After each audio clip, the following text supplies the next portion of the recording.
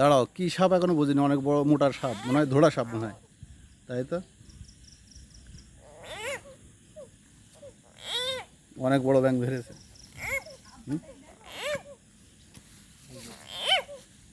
না, সাপ মারবো না, আমরা সাপ মারবো না।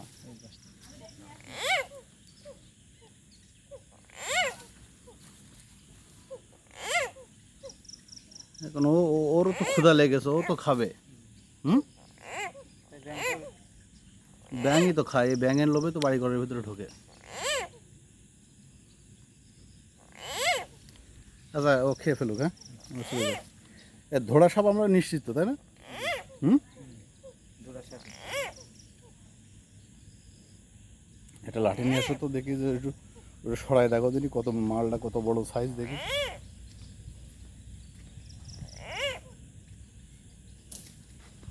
হুম, মাইরো না, মাইরো না কিন্তু, সরাও দিন।